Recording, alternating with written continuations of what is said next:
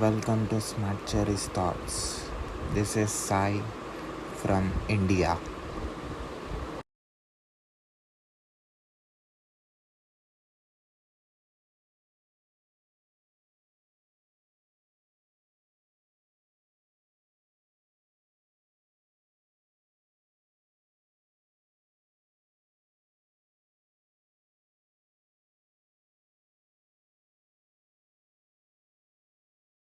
Thank you for having me on your podcast. I appreciate it. I'll give you a little bit of my background. I've been dealing with the politics of climate change for over a decade. I wrote a book in 2014 about the international negotiations for Kyoto and the politics that are involved with that. I've been more focused on the politics, especially in the US, of climate change. Well, why is the politics so important? The science of climate change has been around since the middle 1950s. And every single year, the science has just become stronger and stronger that climate change is a threat to us, that we have to deal with it. It's caused by us. It's mainly caused by the burning of fossil fuels. But governments haven't done enough. And the one that's done the least is actually the United States. You're talking about the most powerful country in the world, the richest country in the world. They have to lead by example. And so science isn't going to solve this for us. We have to resolve this problem, this monster that's out there, and that monster is politics, and then especially in the United States. And the problem in the United States is basically the Republican Party. So how this climate change is impacting the planet? Well, the obvious one that people know about, it's global warming is almost always used, and that's what the greenhouse effect does. And the greenhouse effect is from greenhouse gases. Carbon dioxide is the best known one, causes a warming of the atmosphere. And the problem is that you do get more heat waves and there's more problem with high temperatures. But the real danger is from extreme weather events. So when the temperature rises, extreme weather increases. And so you have a double effect of temperature directly, but then the changes in the climate, the changes in the weather patterns.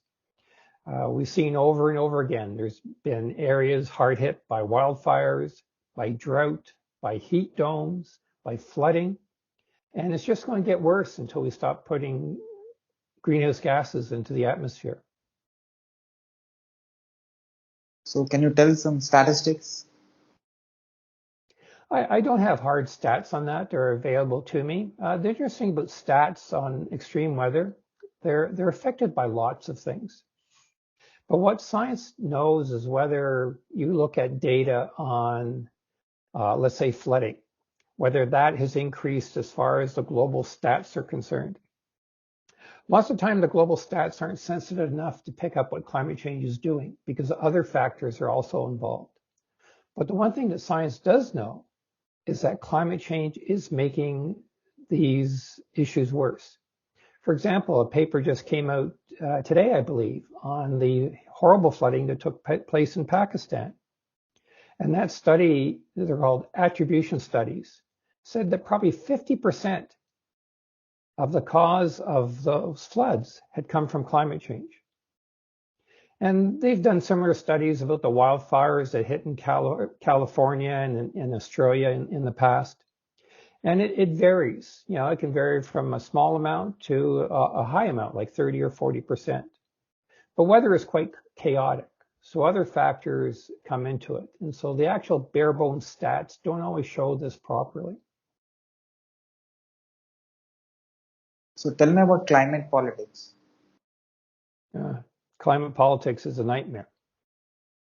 What you have is that I'll deal with the United States because that's the one I've looked at the most. And for most areas of the world, it's the most important because they have to get their act together if the world's going to get their act together. The politics of climate change, what's happened is that the Republican Party has adopted climate denialism. And what climate denialism means is that they deny the science of climate change. And that science states is that climate change is here now, it's real, it's caused by us, It's going to keep on getting worse until we do something about it. And so by denying it, they can use it as an excuse not to do anything about it. But the problem is it's really a coward's way out. Because just because they deny the science hasn't changed. The science is still real. There's still that threat that's constantly out there. So somehow we have to overcome that barrier. There's two things that spread the climate denialism among any groups, but especially true in the US. It's political ideology. The more right-wing you are, there's more of a tendency to deny science when you happen to disagree with it. You don't like what it's telling you. But what inflames that ideology is propaganda. And the propaganda, there's been a massive public relations program for the last few decades, sponsored by the fossil fuel industry, especially the oil industry, spreading lies and misinformation about climate change science and scientists. And what happens is when you're already looking for reasons not to accept something, like the right wing often does with climate change, they just use this propaganda as a way of making an excuse so they don't have to do it.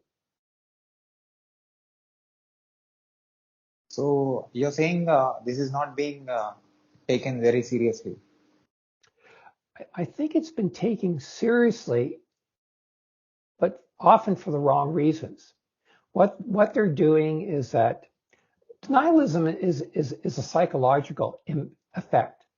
Denialism was a symptom that Sigmund Freud had discovered. And what denialism is when you hear the truth. It doesn't matter what that truth is, but you hear the truth and you're scared of what that truth is. It's a human instinct to deny it. The extreme of that comes up with climate denialism. What happens with many right-wing individuals is they don't like regulations. They like small government. They want business to take care of problems. And so when you look at climate change, it's just against what they stand for. And so they see it as an attack on their principles. And so, as I said, the propaganda just reinforces that.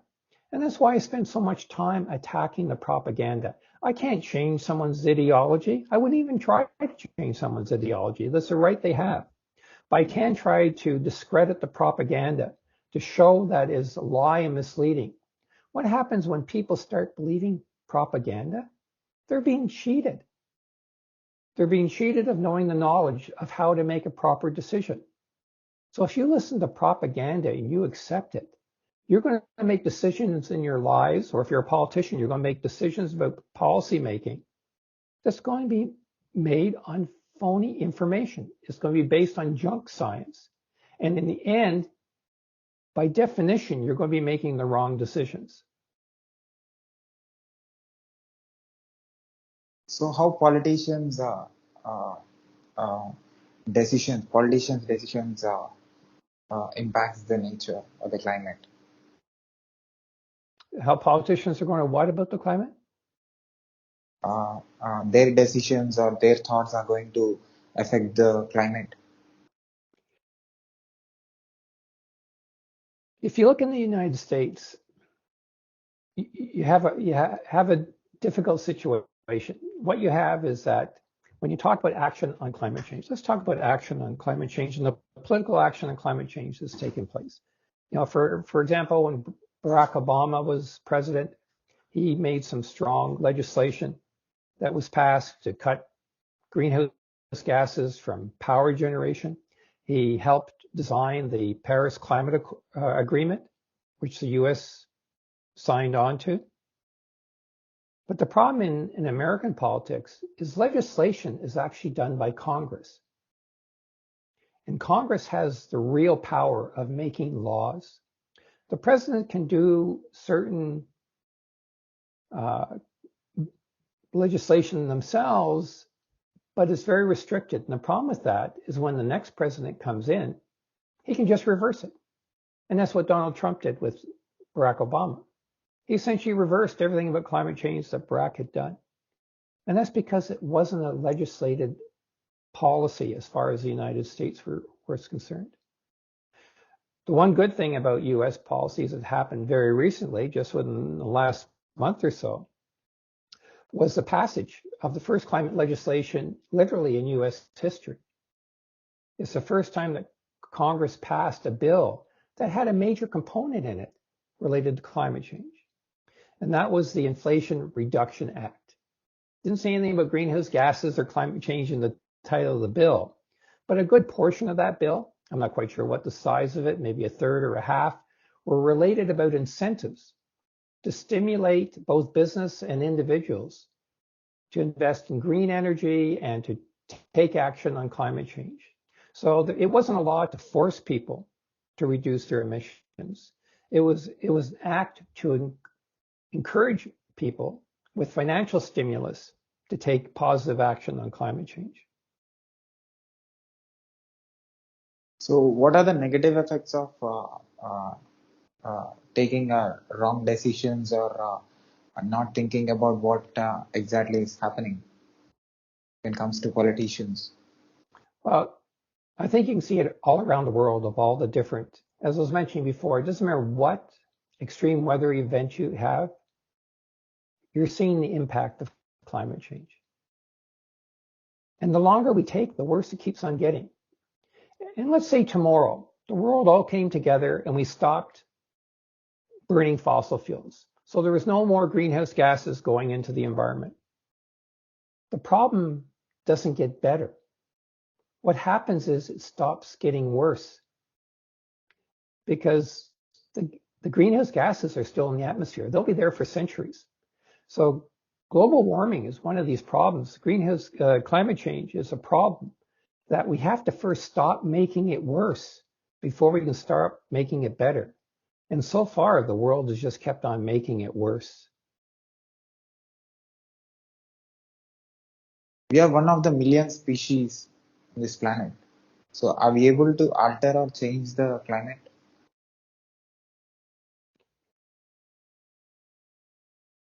Climate change, of course, affects all life on the planet. And we are the one that's causing climate change today. And so it's up to us to stop climate change.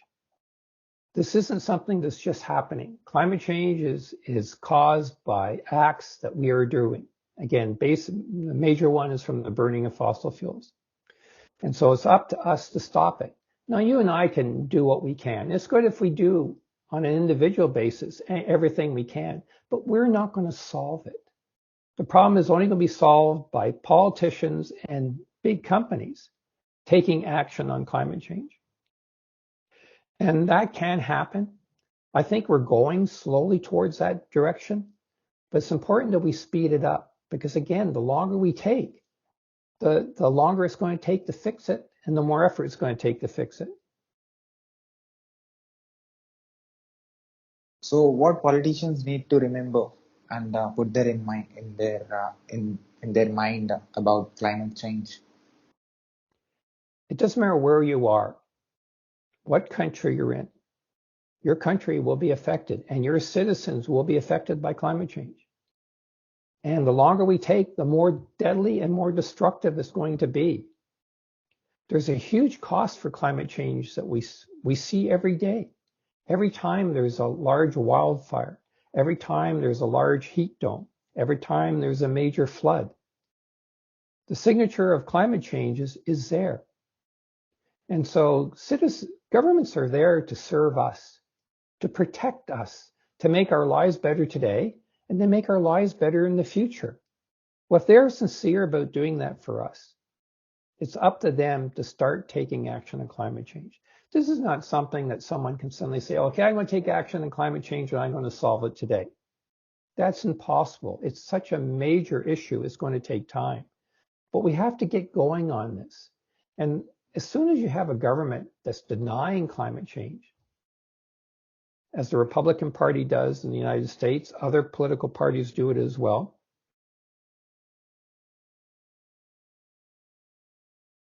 you're essentially saying that you're not going to do anything about it, that you don't care. And I don't understand that. How can people not care? This is what politicians are supposed to do. And especially in an issue like this, there's, as I said before, there's only so much that ordinary individuals can do. We need the help of politicians to do it. We need the help of the big corporations. Once we hit a certain stage, companies will start taking care of climate change by themselves, but they have to be pushed to that level. And they need to be pushed partly by us and our buying habits, but also being pushed by politicians to start taking action. So what is climate before and now? That's always a good question. Like, what are we trying to get back to? If you look at the carbon dioxide emissions in the atmosphere, and they have measurements that can go back well over 1,000 years. For most of that period of time, for the past millennium, it was relatively flat. Until you got into about the 1850s, 1880s, when it started to increase. Why did the CO2 in the atmosphere start to increase? It's because the Industrial Revolution had reached such a stage in the massive, first of all, burning of coal, it actually started putting billions of tons of CO2 in the atmosphere. It just got worse when petroleum came into our economic systems and natural gas. And so since that time, it has gone up at an incredible fast rate.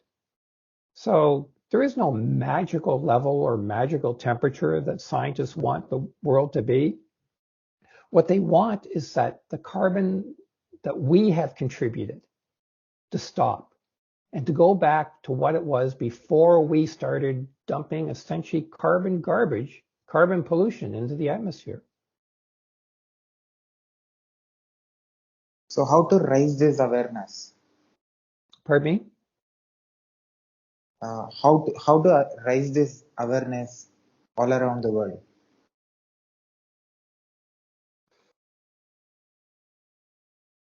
The one thing we have to look at, first of all, is that I sit here and I blame politicians. But who votes for the politicians? You and I do.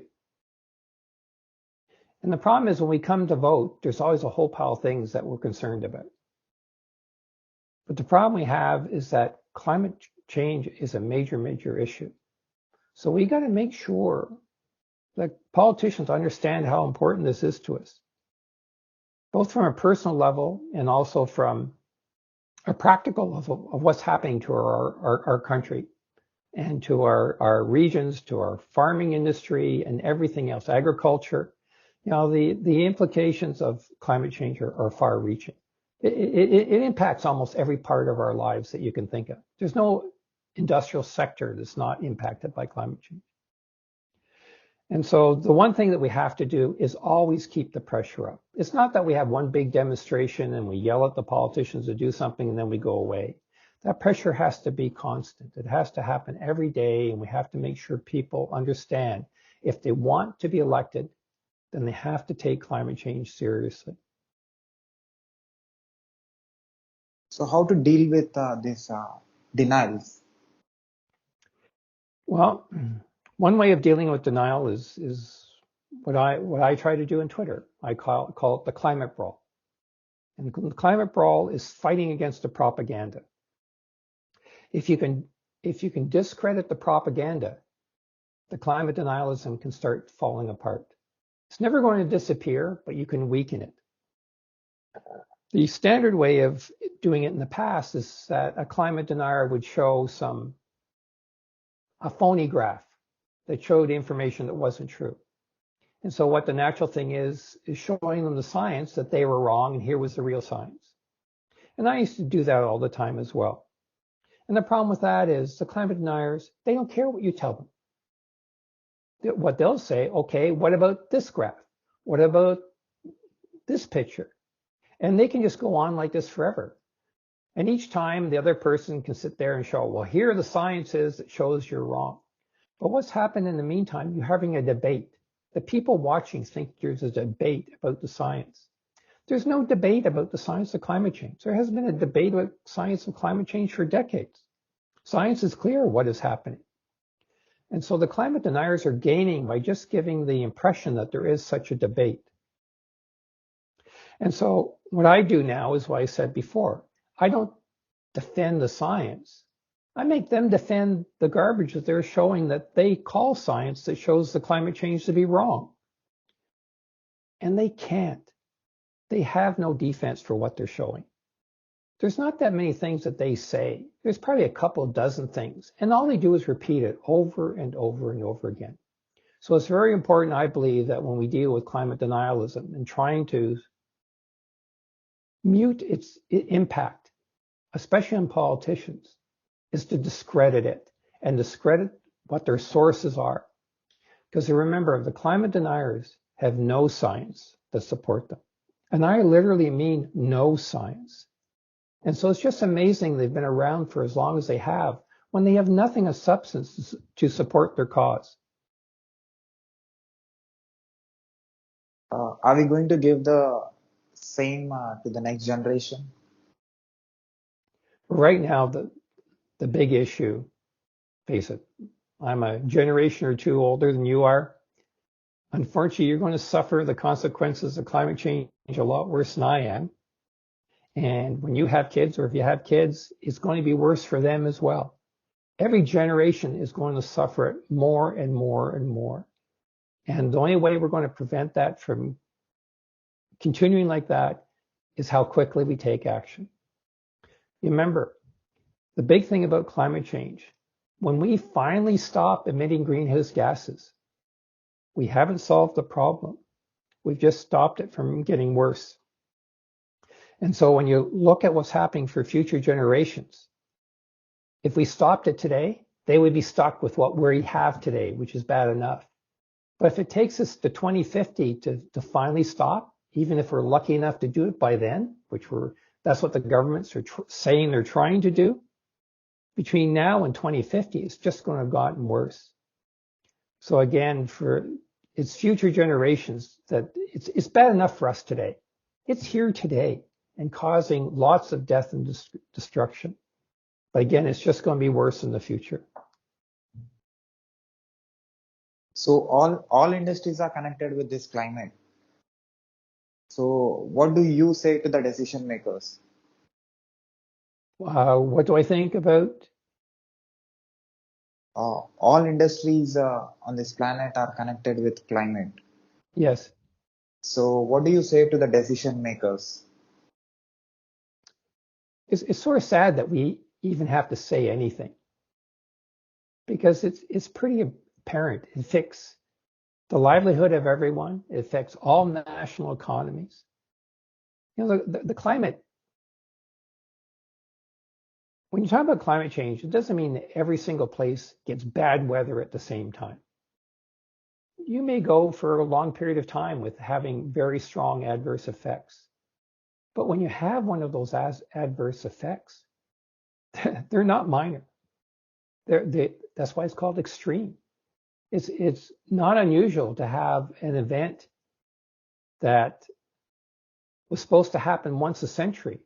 It may happen once or twice a decade, where there's tens or hundreds of millions of dollars of damage when it goes on. And this damage can be in all sorts of effects. It can be in infrastructure, it can be loss of life, it can be loss of natural resources with fires. You know, it just goes on and on.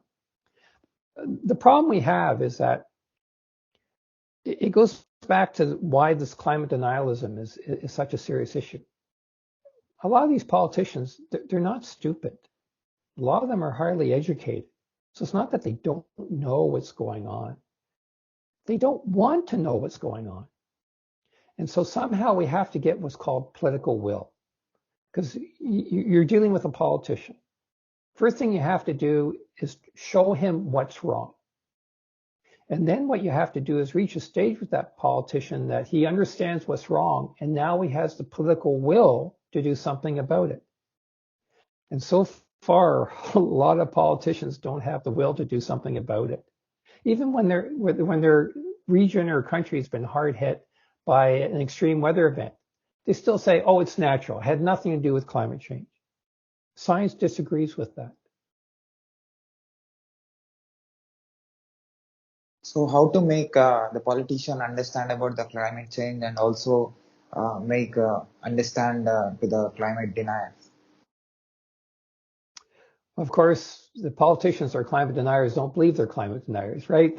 They believe they're right and we're wrong. We're some sort of left-wing nutcases. They're just trying to make their lives more miserable. With politicians, there's two approaches. One, you just keep on hammering home that why the climate denialism is wrong, why the propaganda is wrong, but also your vote. The most powerful thing that those of us that live in democracies is we vote the politicians in. And so if you have someone that will not accept taking action on climate change, then you can't vote for them. And that's hard because any election, there's usually many issues that are coming up. But the thing is that climate change has become so important. If I see a politician who's a climate denier, I won't vote for him in any circumstances. And that's a horrible situation to be in. But that's how serious it's become, and that we have to be willing to do that. Now, who you vote for, I will never tell you to do that. But I do try to tell people all the time. I tell them who not to vote for, and that is not to vote for a climate denier. So how can these voters can contribute to the climate change? Well, we talked about this a little bit before. Individuals can do a lot themselves. You know, they can try to reduce their energy use. They can use less amounts of fossil fuels with the resources that they have. And the best way of doing that is always try. And so it's not that everyone can put solar panels on their house or buy an electric car. That's great if you can. But the important point is that you're thinking about all the time, how can I reduce my own greenhouse gas emissions? And that is a good thing to do. And it does have an effect. And it will have an effect on the marketplace as well, because your buying habits affect what companies want to do. But really, the one thing that you have, and I'll repeat this over and over again, is your vote, your vote, your vote. It's a very powerful tool.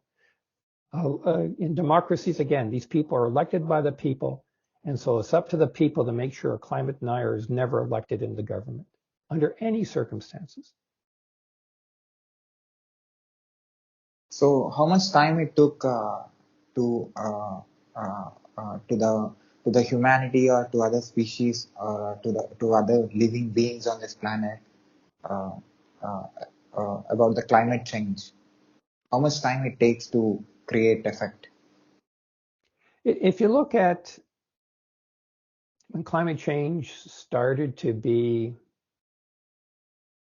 I guess, a little bit more serious, when a better question would be, when was a scientific consensus more or less in place that agreed that climate change was being caused by us, was a serious effect, and we had to do something about it? That probably took place by the 1980s. So the science was at a stage. Now, at that time, climate change was not hitting the world that hard. I think since the new millennium, we started to see it. When you start to see it, it's starting to be too late. What science wants you to do is to take action before you start suffering from it. That's why science warns early on. Science was yelling since the 1950s, hey, you're going to have to do something about climate change in the future. You're going to start paying for it.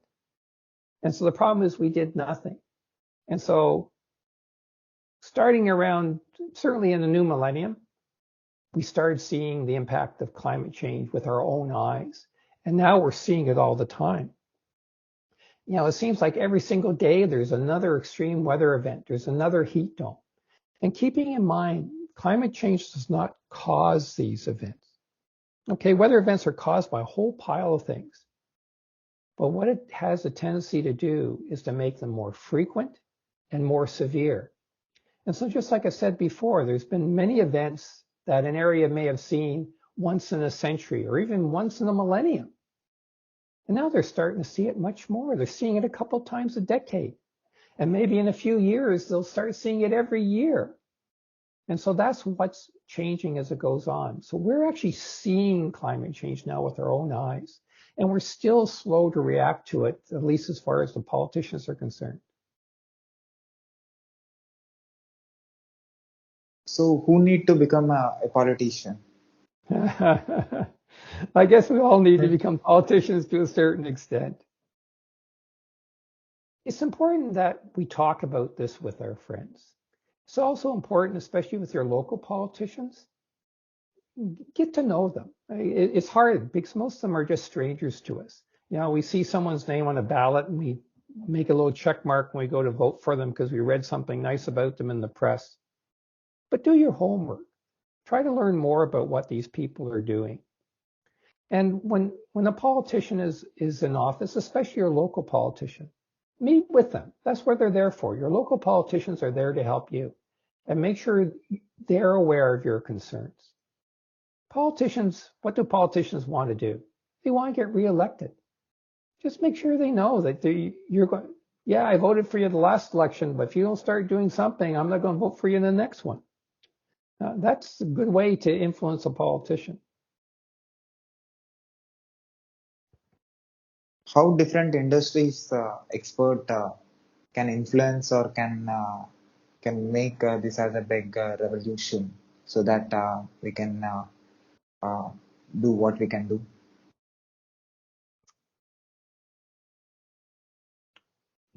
Ultimately, when you look at everything we're talking about here, of course, politicians don't create greenhouse gases. And personally, we're not creating that much either. Most of the greenhouse gases are coming from industry. They're coming from all sorts of industry. They come also from transportation, from us driving cars and goods being transported by trucks.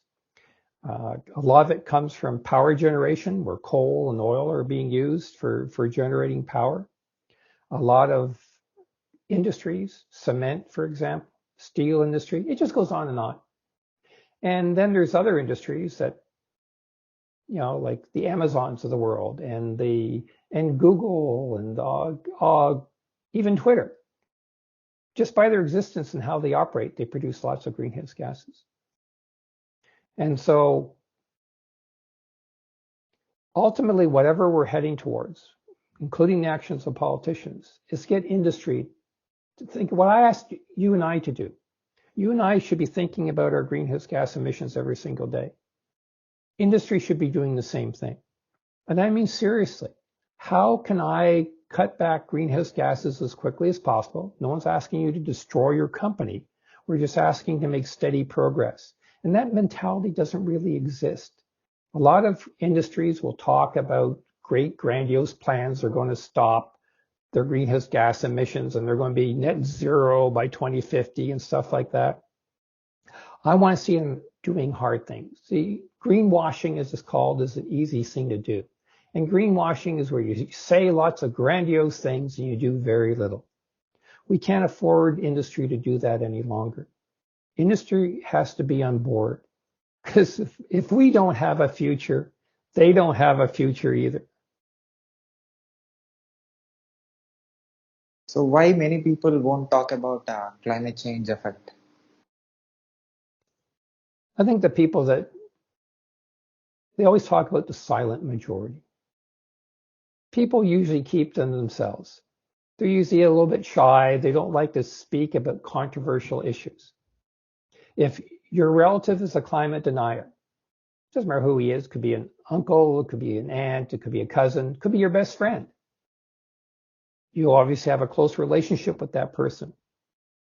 It's hard to bring up a substance like climate change because when you do, you know it's going to be controversy with that person. But you should do it. You don't have to be rude about it. You know, no one's saying get mad at the other person because they don't understand the problem. But you're actually helping them out by helping them understand what that problem is. And so people have to get outside their comfort zone. Because the problem you have is silence is an enabler of propaganda. So when propaganda is out there, doesn't matter what type it is, and people are silent about it, that's what propaganda wants. That's how propaganda gains power. And so we talk about the propaganda of climate denialism.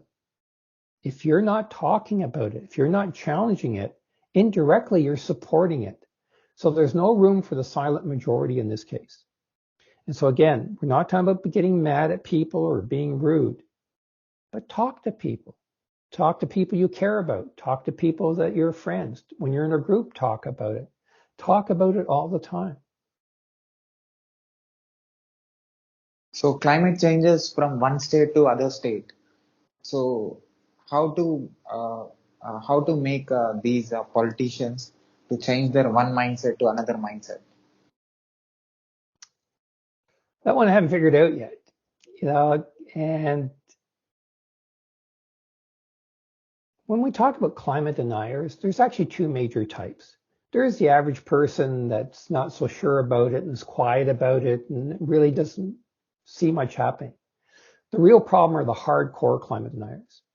These are the people that are really pushing that propaganda, and they're on Twitter every single day saying, oh, it's a hoax, it's a scam, it's not real.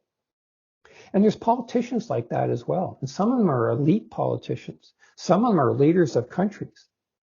It's those hardcore climate deniers that the rest of the population will follow.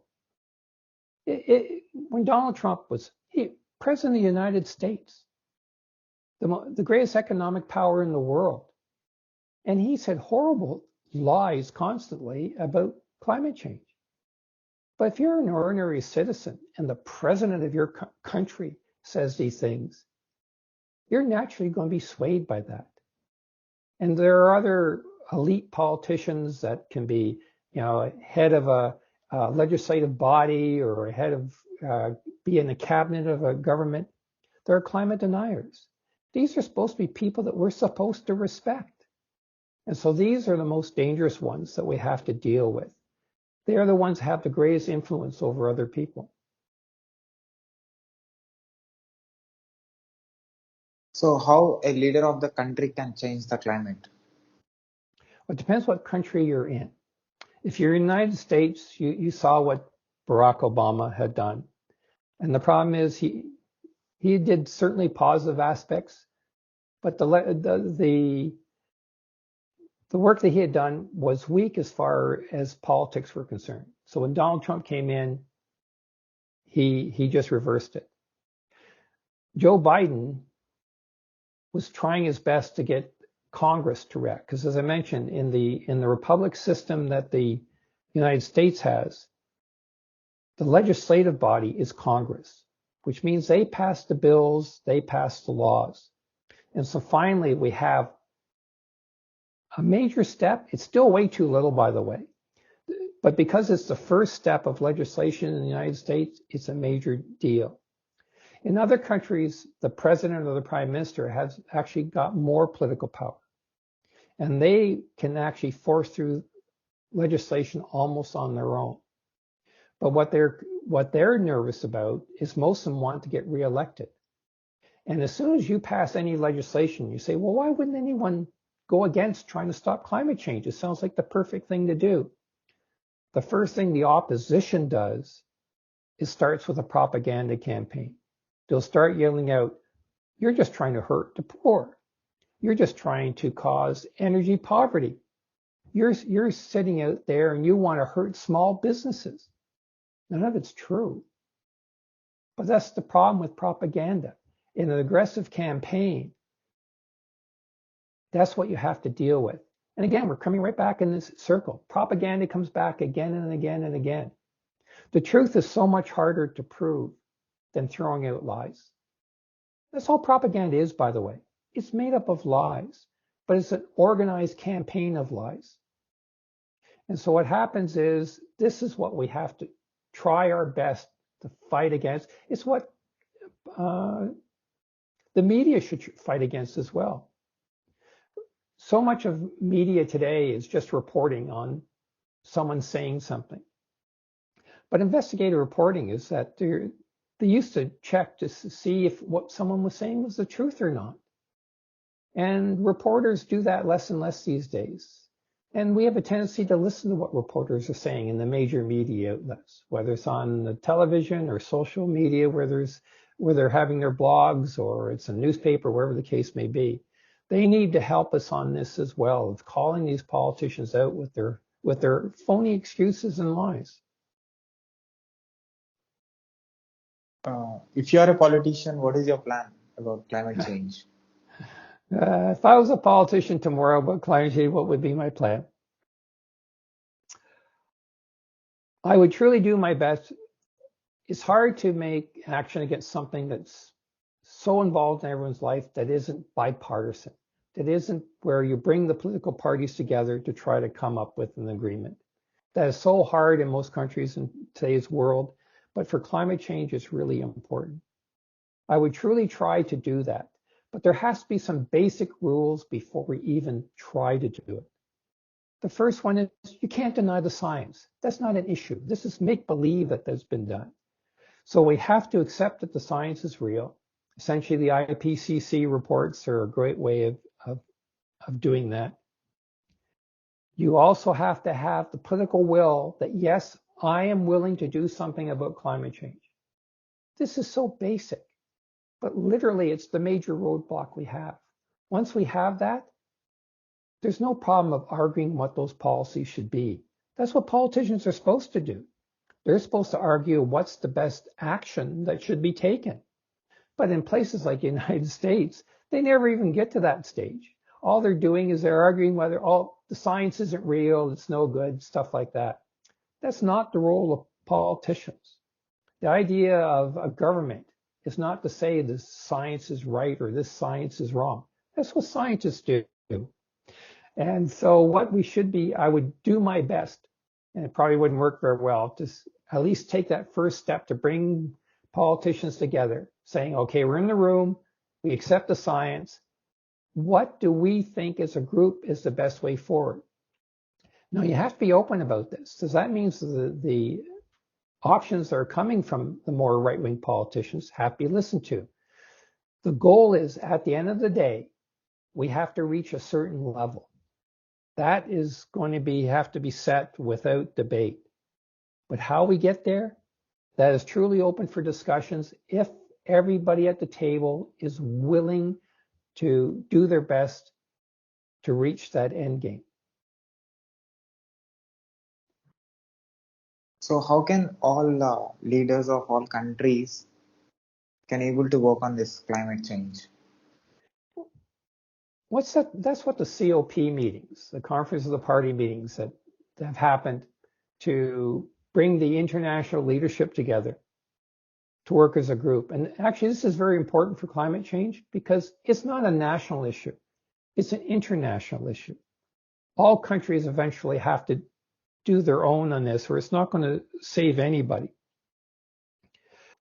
The most famous conference of the parties was in 1997, you had Kyoto. You had Rio before that in 1992. It started the ball rolling. Kyoto, they came out with an international agreement. It did not work. It did a lot of positive things of getting organized, but it certainly did not work. The next big one after that was the Paris Agreement in 2015. That's the one we're working off of now. The last COP meeting was in Glasgow. Not a lot happened, and not a lot happens at a lot of the COP meetings, by the way. The next one is in Egypt. And so what you're trying to do is that, who's to blame for this? It's not the UN. The United Nations, they're there to coordinate these meetings and bring people together and try to push them in the right direction. But the UN is not a regulatory body. The UN is a coordinating body.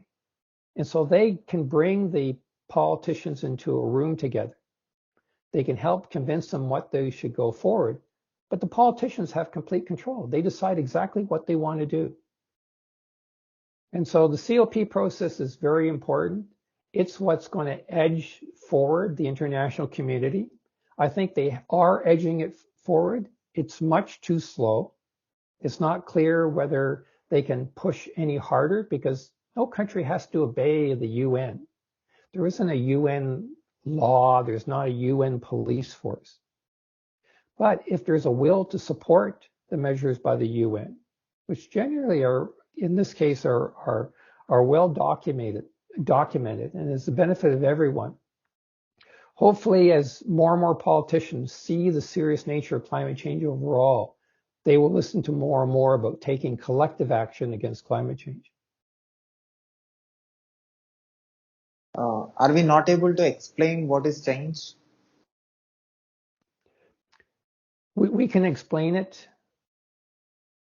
but for the people that don't want to hear it, they don't hear it. And that's the problem we have. The climate change is, the basics of climate change are easy to share. And again, we don't even have to listen to the scientists anymore. So often we can see it happening outside our own windows, which is a pretty frightful event at times. In fact, there are times where many people die and there's massive death and destruction. And so you can't force someone to listen, but you should try. And the important thing here is, regardless of what happens, the important thing for all of us is never stop trying. The idea is, again, talk to your relatives, talk to your local politicians, make sure you vote, take care of your own greenhouse emissions as far as you can. We got to keep on doing those things, even if it seems that other people are not. Because if we stop, we're no different than they are.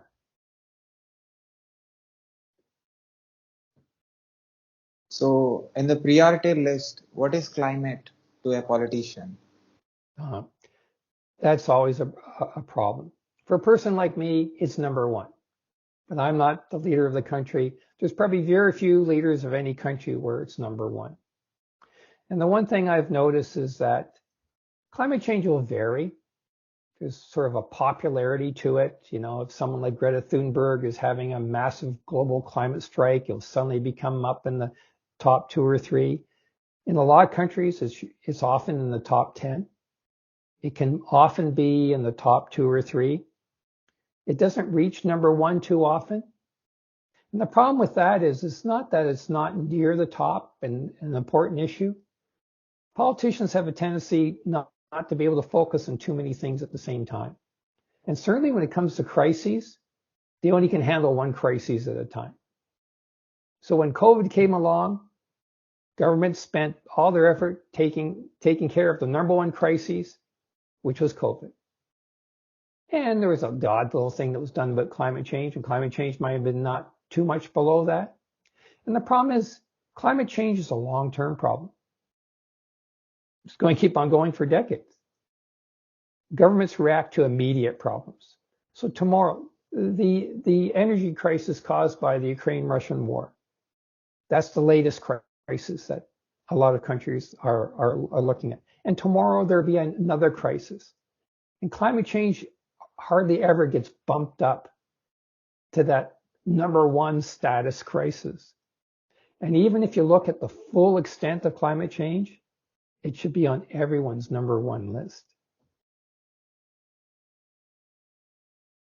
So, if a politician decides to start changing the climate, start working on the climate change today, so how much we can do, and how much time it takes? Any one politician, any one leader of a country is not going to stop climate change. What you have to do, though, is you do have to lead by example.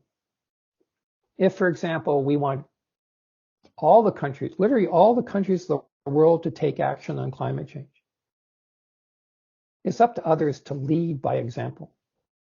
And so it's not that, take the leader of any country, it doesn't matter. Well, we'll take Joe Biden, for example. Joe Biden could find a way of eliminating greenhouse gas emissions from the United States, and there still be a climate crisis. It still would be getting worse because the other nations have not joined in. The big impact, though, is leading by example. And what you do is you gain momentum. If one person does it, one leader does it, then another, and then there's more and more pressure for others to go along with that as well. And so you need that momentum to happen. It's whether you're talking about from individuals, or you're talking about from politicians, or you're talking about from industries. It starts with a few leading. And once you get that, and they keep on leading, and others will slowly join in, it's like a snowball going down a hill. eventually it will start gaining momentum, and more countries around the world will do it. That's the most important thing of the major leaders of certainly of the OECD countries, the top 20 economic countries in the world. They're in a more of a position to lead on this than anyone else is. And certainly when you're talking about countries like the United States and Western Europe, they have more economic abilities to do it. That doesn't stop other countries from doing things. The important thing is that when you and I are talking about this, like wherever this leader is, whatever country they're in, they all can't do the same thing. They don't have the resources to do that. But if they're trying their best with the resources they have, that's what we want. It's like I was saying before, always think of what you can do to make better. It includes with people. If you're a multimillionaire, you can do a lot more about reducing your greenhouse gases than if you're not a multimillionaire. But if you're thinking of what you can do with the resources you have, that applies to the individual or it applies to a leader of any country in the world. How these denials are stopping the great decisions? How denial? Sorry, I missed that. Stopping the great decisions.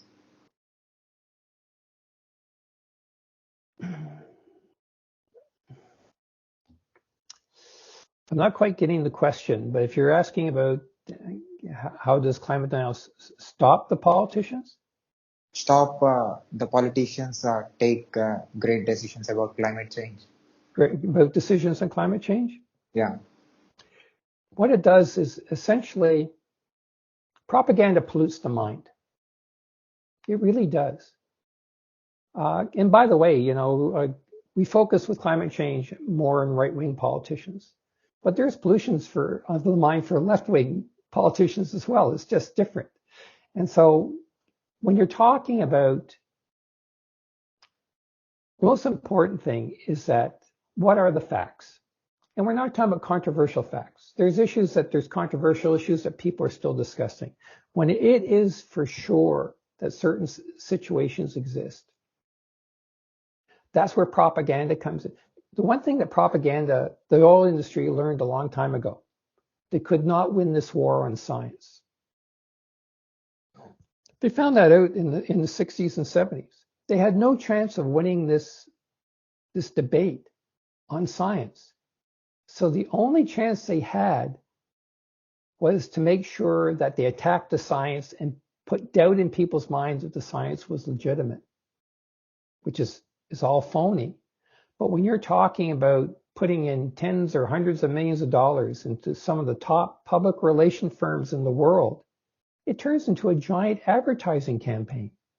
And they repeat and repeat and repeat. And people see this and they just presume it's true. Why shouldn't they presume it's true?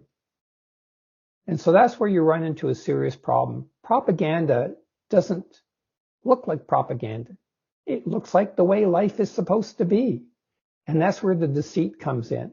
And that's why it's so easy to confuse people and literally cheat them of making the proper decision.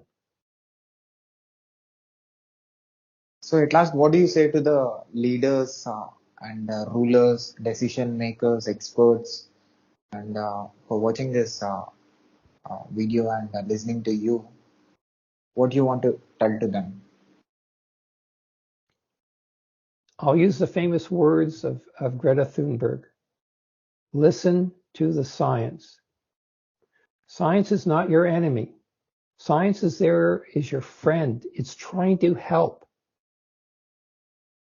And the most important thing of all is do something. So listen to the science, as you and I talked about before, with the resources that you have available to you. What can you do today and what can you do tomorrow? And you keep on thinking about that all the time. And that's how we're going to conquer the climate crisis. So any person who is listening to you after many years, this audio conversation or video conversation, what you want to tell to that person if he is ruling the world? Really no difference. Climate change, it is so hard talking about something like climate change where there is so much of this propaganda that's out there. it doesn't affect a couple of people. It's not like 10% of the population is affected by the propaganda. In a lot of countries, it's half the population is affected by the propaganda. It's monstrous. It's scary the numbers are so high. And so try your best to make sure that when you're learning about climate change or whatever you're learning about, check the credentials of your sources. That's an easier thing to do. You know how it is. So people on social media, or you do a Google search, and you can find sites on everything. What's different among those sites is the credibility of those sites that's behind them. Some of them are pure climate denial garbage dumps. Literally, it's just one lie after another. Some of them are the most respected scientific organizations in the world. So be careful whenever you're looking for information on climate change. Check out the credibility of the sources that you're looking at. Can you share some of the resources that from which they can learn and understand the exact information? I have a favorite site of mine. It's NASA Climate. It's a beautifully laid out website. The information on it is fantastic. It's nice and easy to read. It's easy to surf. You can read the IPCC reports and stuff like that, but they're a little bit dull actually, and it takes a lot of work. But someone like the NASA Climate, like NASA has a great reputation. They have laid out almost every major question out there on what the effects are of climate change, what the future effects are going to be. They answer so many questions out there. That's the one I recommend usually, well, literally all the time for anyone to look at. And it's just called NASA Climate. So what last question is, so I understand you are a very experienced person. So what is the major difference that you are observing in climate that that you observed before? I mean, when you was a child and now. The one thing that's come about is that, and I actually wrote an op-ed piece about this. Natural disasters aren't so natural anymore. You know, people talk about natural disasters all the time. A tornado hits, a flood hits. And the idea is natural disasters have nothing to do with us. It's just nature has caused this, and look at the disaster it's caused. And there's still natural disasters, and nature still plays a role. But now we are influencing this more and more. In fact, it's a lot more. And so they're only sort of natural now. We're to blame for a lot of these things. And so you know there's something wrong where it doesn't matter where you are. If there is a flood and 20%, I'm just picking a number, 20% is caused by climate change. That's a lot. So 20% of the damage is my fault. And my fault, I mean the human species. We got to get our act together. We have enough problems as a species without contributing to our own demise by contributing to natural disasters. So you're saying that if we don't take this as a very serious thing, we are going to search for natural things in future. What's going to happen if we don't take climate change seriously, especially politicians take climate change seriously? Climate change is literally going to get worse for almost forever. And so we haven't seen anything yet. And it's scary what's going to happen. And the idea is that it's going to take us decades, if not centuries, to get this back under control once we decide to stop it. But that political will isn't there yet. And so we're not even at that stage yet. We should have been discussing this 30, 40 years ago, what we should have been doing to stopping it. We're still arguing whether the science says we should bother stopping it. We are insane as a species that we've taken that attitude. And so the problem we're going to have is that, and I can't stress this enough, The longer we delay, the worse it's going to get, the more expensive it will be to stop it, and the more expensive it will be to take it back to some sort of normality where we are not influencing the climate anymore. So definitely your words and your explanation and your observation and uh, uh, your uh, your your complete concept that you said will reach definitely reach the experts and top people who are ruling the world and who are ruling the world on different parts of the world. Especially my country people will definitely know what you said, and they understood the consequences of not taking this seriously and what they can do and what they can contribute and what happens if they don't do it. So yeah. Just the last word, the one thing that happens a lot is that someone else's fault. You know, it's America's fault. It's China's fault. And we have a tendency to point at everybody. The important thing about climate change is everybody's fault. And everybody has to get a solution for it. Now, it doesn't mean we're all equal in that as it goes on. But pointing fingers doesn't do any good. It doesn't matter. It actually doesn't matter. Let's say it's all the US's fault. That doesn't matter. We have to work together to stop it. And that's what's happening right now is we can't use climate change as being divisive among countries and governments because arguing isn't going to do anything. The arguments have to stop. Working together is what has to begin. And if we're always threatening people or arguing over who does what, I really don't care about that. I want us to start working together, or as I mentioned earlier on, every government, every person, every industry. How can I make today better? How can I make tomorrow better with the resources I have available to me? That's a win-win for everybody. And that is a positive way of gaining that momentum that we can finally stop this.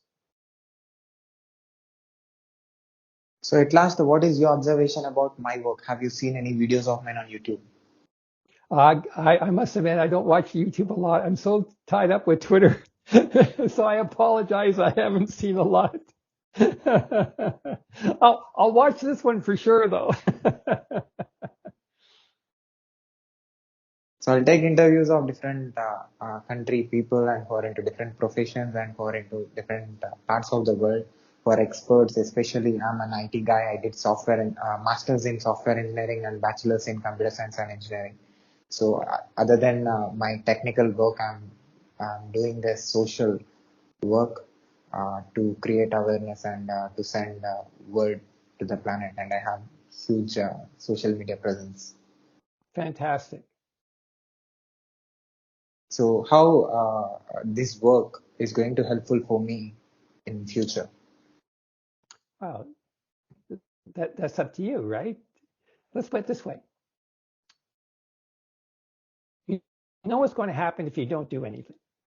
It's going to get worse. If we do something, let's say just you do something, at least there's a chance it's going to be better. If 2 people do something, there's twice the chance it's going to do better. If 4 billion of us decide to do better, odds are we're going to be able to turn things around. And so, there's an old saying, how do you move a mountain? And that saying goes, 1 rock at a time. Climate change is going to be like that. It's just we've waited so long, we got to get our move on. So we got to move these rocks really, really fast. And so anything that we can do to motivate people, we can only gain. Let's put it another way. Trying to change the climate today isn't going to cost anyone anything. It's not that you're going to be penalized because you're trying to do something better by reducing greenhouse gas emissions. And so the idea is that you have everything to gain and literally nothing to lose in this. So it just makes common sense that we should be trying our best at this. So can you tell about your resources details to my podcast listeners so that they can get it? My what details? Your Podcast? resources, your Pardon? resources, My the resources? resources. Yeah, your resources to my podcast listeners. So like, are you talking about like the NASA climate that I was referring to before? Yeah, website or social media or anything where they can Well, get information. I certainly hope a lot of your viewers will follow me on Twitter. My handle is Gerald Kutney. It's easy. I'm pretty easy to find. If you put in climate denialism on a search on Twitter, usually I'll show up. Certainly, if you put in climate brawl on Twitter, you'll find my name coming out quite quickly as it goes on. I don't do a lot in other social media. I do a little bit, but the main thing, as I mentioned before, is always on Twitter. There's a lot of good people trying to do something on Twitter. We have a group. It's called Friends of Climate Brawl. It's a list that I keep. We have over 500 people that are listed on that. There's actually much more of those friends, but I only have over 500 on the list so far, and literally they're from around the world. And on that list, a few are scientists. Very few of them are. Most of them are all sorts of people from all over the place. They're young, old, in between. Some are engineers, some are school teachers, some are grocery clerks. It doesn't matter what you do as a job. It's all important when it comes to fighting climate change that you try to do your best. I'll put your web links in the description of this video on YouTube. People who find the video on YouTube can see the work that you're doing and the information that you're getting. And also I'll put your web links on the screen as well. They can see it and they can go through it. Sounds Can good. I put this video on my YouTube channel with your permission? Oh yes, please do. Yeah, and also can I put Okay. this? Yeah, can I put this audio and video clip on my podcast, website, internet, social media, everywhere with your permission? Yep, and give me a link for I can share it. Yeah, definitely. And thank you very much, Oh, my Gerald, for pleasure. giving me. Thank you. I really enjoyed it. Thank you again. Keep going, keep doing what you're doing, and make the world the better place. And you too, my friend. Thank you. Thank you. Bye. Bye bye.